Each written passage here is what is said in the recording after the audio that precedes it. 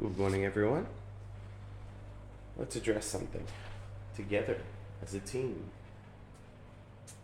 Look at this.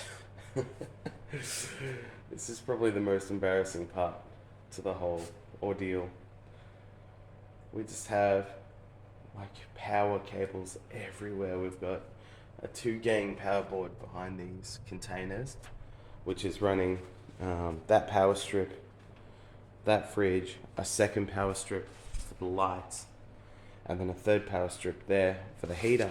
And I realized something. I realized that if everything was running at peak power, we would be drawing way too much for that power point, which is going to cause a fire at some point. So we have, hopefully not though, actually I should rephrase that, which could potentially cause a fire if we're irresponsible. So we've got those lights running at peak power, which is altogether peak power for those lights would be 690 watts, which is not too bad, but we also have them on the same circuit as the heater. Even if we put calculated or put everything except for the heaters on the same circuit, it would be absolutely perfectly fine. But the heaters, if they were running at peak, which they will probably never run at peak power in my tank, but if they ever did, they're 1,800 watts. Which, so, like that plus the lights almost exceeds what we can actually capably use without it being a real risk. So today, my plan is to get, let's work this out together. We have the ReefWave 45s, they're 45 watts each. We have the MP60, which ended up being 60 watts. We had the MP40s, which end up being 38 watts each at peak power. The Sea-Torch Beast 250 is 65 watts peak power. I couldn't find anywhere about the Bubble Magus. It's a little 12 watt DC motor, 12 volt DC motor, so it actually can't draw too much. I'm not worried about that one. We have miscellaneous power heads around, so like, you know, that'll be like probably a 10 watt power, 10 watt pump. This Z light is 16 watts. We have the L2, and the L2 ended up being 150 watts peak power, which we've got that running at 90% currently. And then we also have these random bits down here. So we have the controller for the Ecotech and the ReefWave, and we have the the bubbler, I should say, which pushes air through our air stones. It's on a timer, so it does it a few times a day. We have some detritus stand in the sump there, so lucky us, alright? Anyway, today I'm planning on making a start on the cable management. So that means I'm going to get, ideally, we would have gotten rid of that power strip, would have gotten rid of that power strip, and we will have been able to run all of our devices into these 2 CADE strips with a hopefully one additional power loop available for an extension lead, so that way I can run these residual, you know, power heads when I need them. We had a lot of build up on the surface here. We're not really sure what it was, but I skimmed a lot of it out with a cup, and now we've just got this to push it down into the water column. So yeah, I'm gonna make a start on that, and hopefully by the time I film again, this will be a little bit nicer to look at. And that's my plan for today before I have to go and teach. We're out of isolation now. I'm still feeling not great, but we have to go and make money to support this hobby, I guess. So yeah, that's what I'm gonna do today. So I'll film as I go. Anyway. Alright, so I've made a small start. First and foremost, I've moved the skimmer plug. As you can see, it's still dangling like crazy. I zip tied a little bit of the cabling to the wall, at least to get it out of the way, and then once I've got everything a little bit more in order, I'll find a way to sort of get this to maybe run down the side of the channel, just to keep it out of the way. In fact, the idea is that I don't want to have any cables in the way. Obviously with this kind of system, there's going to be some stuff in the way, but if I can keep it out of the working area. I also had a crazy idea, which is maybe if I'm really clever about it, I might be able to move the KH Keeper or even the Doser down into there. I don't mind where they are, so I haven't decided whether I want to do it that way or not. But if I'm clever about the way that I do this, I should definitely have plenty of room to store stuff. So even if I move the additives under there, or I don't know, we're going to find out. We're going to work it out together. I do not know what it is floating on the top of my tank. And, you know, it started getting really bad as soon as I put the mesh lid on. So I think that it could be dust, like house crap. So I made a good effort on skimming a lot of it off yesterday, which I did manage to do. However, it's come back again, so I'm going to have to keep an eye on that just in case. The sand sifting star, I acclimated him for a long time the other day, and he is behaving like he's digging into the sand and whatever. I just think he's either just trying to find his groove, or like most starfish in the hobby, may not make it, but he's got plenty of food in the sand here, so I don't think that's the case. So I'll keep an eye on him. He looks okay. He's just a bit weird. Because usually they're not out during the day. Yeah, I'll check on him later. But there he is, he's moving. Sliding along. Pretty cool. Alright, a little update for you. So it's still looking messy, but it's like a bit more organized. I've got the second power strip running now. And that's on this separate circuit. And I've started doing my labels, which are all skewy, but it still does the job. And down in here, I got these labels as well. So I still have this power board to sort through and work out what everything is. And I wanted to clean up this one with this power board here, but not all of the plugs physically fit because of the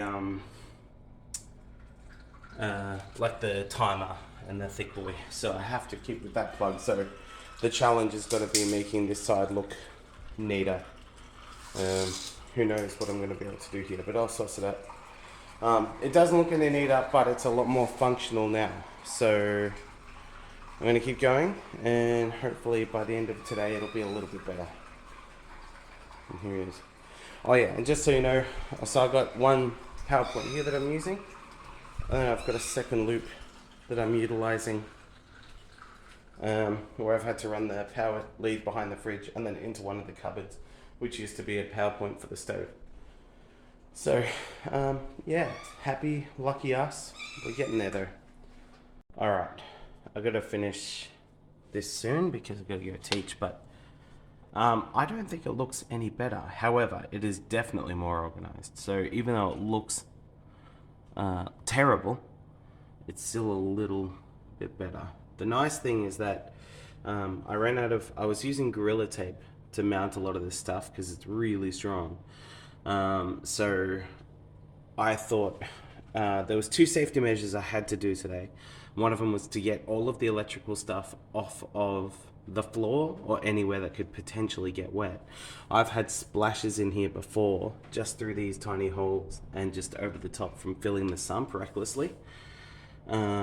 So I've had like one of those power boards get wet in here before, so that was important for me to organize. So as you'll see, we've got the controllers all mounted nicely, which is really cool. So that's the L2 and then the MP40s there. They're all good. I know I'm going to regret all the zip ties when I have to do maintenance, but I don't have Velcro, so that'll do for now. There's other bits that I'd like to do, so I'm going to get some clips and just clip cabling just in general, and then hopefully after I do that, everything will sort of like bend inwards, or over the top, I suppose. Which will, yeah, hopefully that'll solve it. And then we look at all that usable room that we could potentially have now. So the other thing too is we don't have any, there's no extension lead plugs on the ground. So the 2 power points there are now one's for the fridge and one is for this strip here. And then I have another extension lead. We have the join, the connector inside, and then we've got an extension lead running all the way across under the table and then into a cupboard in the kitchen, which is a separate loop as far as I'm aware, a separate circuit. So from there, I'm going to leave this part as is until I can get some clips. Will the cupboard shut? Yes, it will. And that's still, there's my legs. That's still a lot nicer than it started, and it's cool because I can kind of see some space that we can use to store stuff, which means we may not even need this shelf at some point. We'll find out together. Another thing I'd like to do before the day is over is redo the cabling up here. So there's not heaps you can do about these MP40s, so what I'm thinking is just getting an additional clip there, and then having them both up and across. And if I can't make that happen, then maybe just neatly do them across the top. I don't like the cables obscuring the view. Not that I ever spend any time watching the tank, it's always just fucking doing stuff in the tank, but everything is running, which is really, really great. And like I said, everything is on their own separate circuits. So the only thing that I don't know about is the power situation on our lights. So if you can see here, so I'm a musician first. I'm very used to stage lighting, so I modeled a lot of this stuff from what I've seen in stage lighting, which is pretty funny. So we do have their power board up there. That's all of those lights together make up 640 watts. The two Kessels are powered by the strip on this side. So those three lights up there are powered by that power board there. The power board's a 240 volt, 10 amps. But that power board is running from in here. I believe it's on this side that I've got it.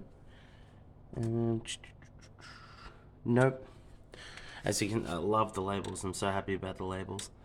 Oh yeah, I want to mount that controller at some point too. Poor guy. I'll feed it back in and mount it on the inside with the others. Same as the Kessel. So those lights I must have on this circuit as well. Yeah, there we go. ReefWave 1 and Philips are both sharing one. And then you'll see I've got 4 things plugged into one socket. Again, that's an extension lead out to this power board here. So both of these power boards have safety trips in them. I'm precarious about the way that I've run it, but at the moment we don't have the means necessary to run extra circuits in our house. So at some point in the future, we will do that. And if I notice anything significant going on, like if something comes on and then everything trips, then of course we're going to have to reassess what we're doing. The good thing we have going on is that all of these devices here are ultra low power consumption. They're just random extra things, and a lot of the other stuff that I have over here is low power consumption too. But just remembering that electricity is deadly. You really want to make sure you're doing all the right things to avoid house fires, because it's nice. It's such a great hobby to get into, but you don't realize just how much electricity or how many power points you need. Because that's 8 in there, and I have 2 spare only, so that's 14 power points already taken up there, and then another 4 power points over here taken up, 5 in fact, and that's not even running residual power heads or anything like that. So yeah, very easy to max out your power usage, and it's very easy to start a house fire from incorrect electricity safety or whatever. So think about this stuff, but that's cool. So it doesn't look beautiful, which I guess the point is I never really go for beauty. I go for purpose, and that kind of is the same with everything in my life. Most of the stuff that I do is not pretty, but it works, and that's important. And my housemate says if you squint, she's mint. And nothing is ever truer, such as my yoga mat insulation on the doors, or our little manifold return pump, I suppose. You know what I mean? So we'll leave the beauty for the inside of the tank, so that way the rest of it can look ugly. Which I feel like that's a lot of other stuff in life. There has to be something dirty to have something clean. So that's where we're at. But I'm gonna retidy all this up as well. But today everything is really, really great. This guy is really holding on for dear life. Parameters are all perfectly good. I think we got our previous test yesterday from Dave,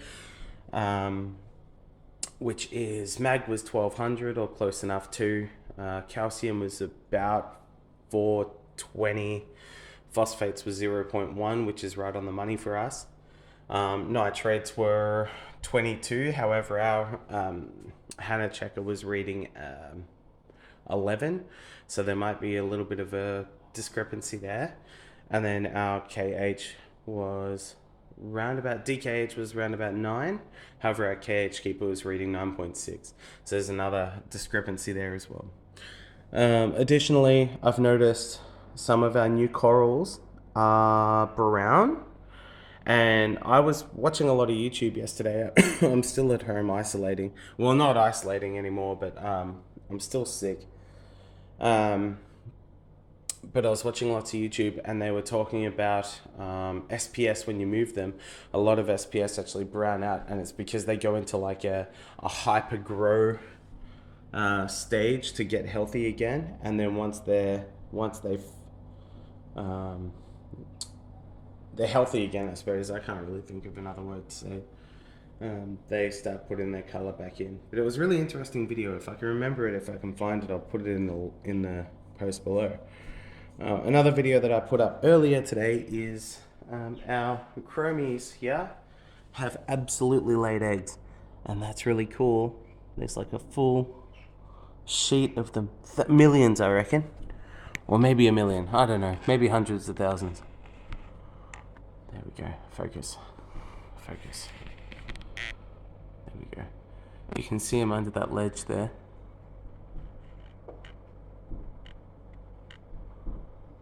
All that white stuff under the ledge, under the toadstool, is chromie eggs. That's so sick. So how lucky are we? The other thing too, I think we're experiencing at the moment is some red cyanobacteria, just in all the spots that doesn't get flow, i.e. the sand bed. So I got the second sand sifting star, but I'm thinking I might have to get something else, a couple more strombus or something to keep disturbing the sand bed. But there she is. She's protecting these eggs too. Look at that. That's so sick. Alright. Anyway, that's enough for today. I gotta get on with some other work now. Good day. Bye-bye.